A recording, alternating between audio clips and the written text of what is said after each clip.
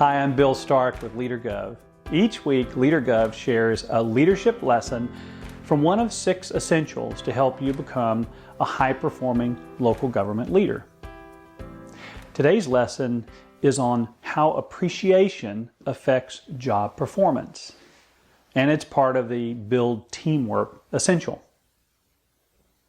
First, we want to talk about how appreciation and recognition are different, because they are different.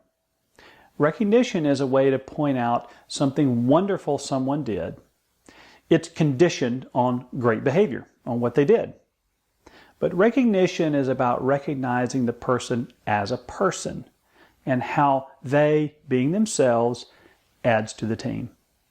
Appreciation is based on who you are, your identity, and recognition is based on what you do or your performance. The statistics on this are stunning. Both recognizing others and appreciating others has great impact on employee performance. Here are the stats. When people are recognized for work they did well, they're 23% more effective and productive over people that were not recognized for doing well. When people, though, feel valued and appreciated and cared for by the team and the boss, it nearly doubles. It's 43% more effective and productive than people who are not valued. So the impact's huge. When you recognize someone, you're highlighting their work and the things they did that were successful and meaningful, important to the group or to the team. You recognize people's specific accomplishments. For instance, Bob, you did a great job creating that report for the city council meeting last week. It was accurate and colorful and easy to read. Great job. So recognition is about reinforcing good behavior and recognizing excellence as you see it in the workplace. We'll have a separate leadership lesson on how to provide good recognition later on. So today's lesson is about appreciation. As mentioned earlier, appreciation is more about highlighting the value of the person versus what they do. A person will only receive positive recognition when they do something positive. So maybe not very often, but a person can always receive appreciation as it's not contingent on what they do. It's more about who they are. So when you give appreciation, first of all, it needs to be sincere and not seen as flattery or superficial or as something that is manipulative to get them to think positively about themselves or you. It will require that you actually think about how you value the person and what you like about what they bring to the team. Not so much their actions, but in their attitude and just their very presence. So for instance, you might say, Bob, I want you to know that I really appreciate having you here on the team. Since you've been with us, you've made a great impact on morale and the effectiveness of the team. And having you here contributes to us really growing in what we're doing. I'm really glad you're on the team. Or you might say something like this, LaShondra, I want to let you know that I really appreciate your good attitude. The way you come into the office every day adds levity, brightness, and joy to the morale of our workplace. I really like that about you. I appreciate how you're so consistent with your attitude. It makes such a big difference on our team. Can you see the difference between appreciation and recognition?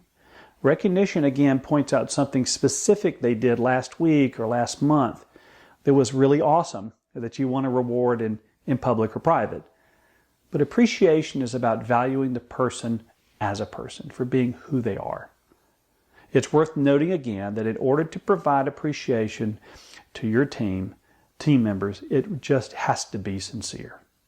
It can't be seen as something that you're doing to get someone to act a certain way or be a certain way. People can tell when you're being insincere and just trying to make everybody happy. This will require that you actually stop and think about the value that each person brings to the team and how they help the overall morale and culture of the department. There are a lot of benefits to showing appreciation. As mentioned above, employees are 43% likely to be more productive when given appreciation. That's huge. But morale improves, turnover improves, people are more likely to grow in trust when they're appreciated. Huge benefits to your organization. So you may be asking, well, how often should I be doing this appreciation thing? Well, we want to say, first of all, just get into the habit of doing it on a regular basis. But you don't want to overdo it. Every day, every 2 days probably might look superficial. So use your own discretion, but maybe once a month might be a good cadence to get into. You may also want to do it in private, depending on the person. If the person has a personality of being sort of private and shy, you may want to do it in private. But if they're outgoing and bubbly and like public attention, you could absolutely do it in front of other people. Now we'd like to hear from some local government leaders on this important topic of extending appreciation to our team members. Sometimes I think the simplest thing to say to someone is, I appreciate you. I appreciate how accessible you are. I appreciate that you go out of your way to help me or help the organization when you really didn't have to.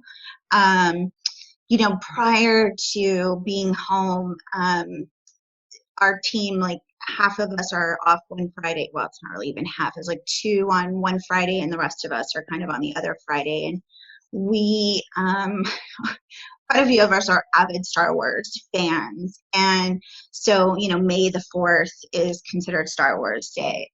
And so we've done, where we all wore Star Wars t-shirts. I bought the team pizza, we played Star Wars music.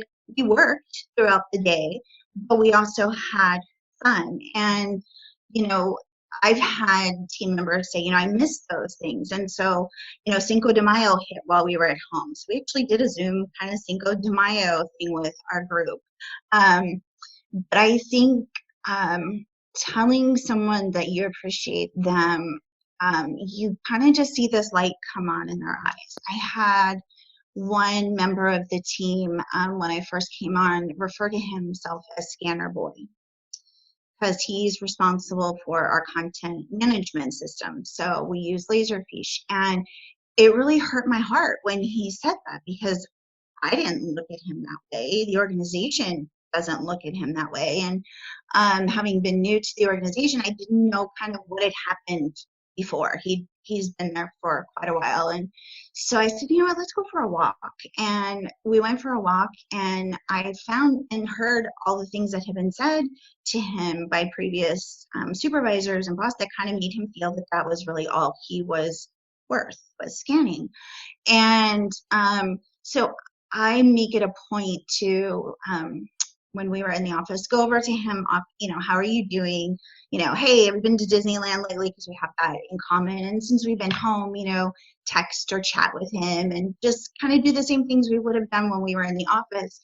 And, now he's helping with our public records, because while, yes, we are all from home people, business is still moving forward. People still need access to records. And so he's part of that team. And when he gets new assignments and he's successful, you just see it on his face, and you see it in how he approaches situations. He's just much more positive. And it's amazing that something as simple as asking someone how they're doing, how their weekend was, or, I appreciate everything you do. I don't consider you, I don't look at you that way. The organization, and I find value in all these other things. And he's one of those people that thinks of great things that the rest of us don't. Let's reorganize the file room because this just doesn't make sense. And he does it, and it's awesome. And when he feels valued, his productivity just skyrockets.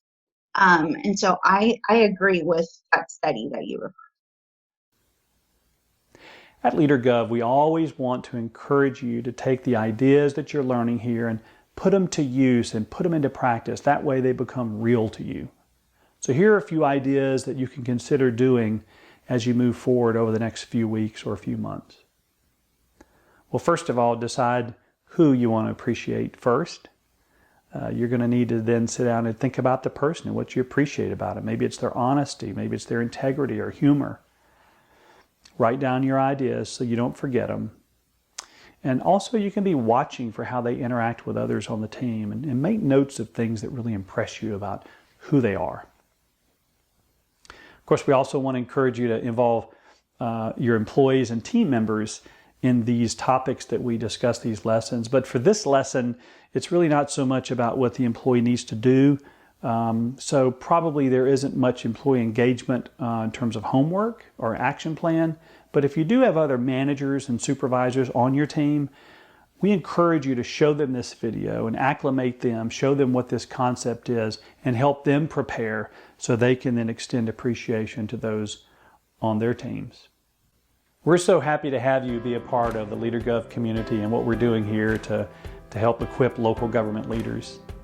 If you know of other leaders in your city or county that would benefit from these emails, just have them go to our website, LeaderGov.com, and they can subscribe in the top right-hand corner.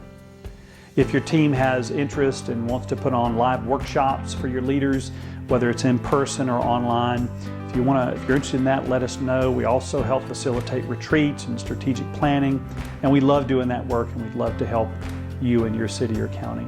Check us out on Facebook and LinkedIn as well. We post a lot of supplemental information there.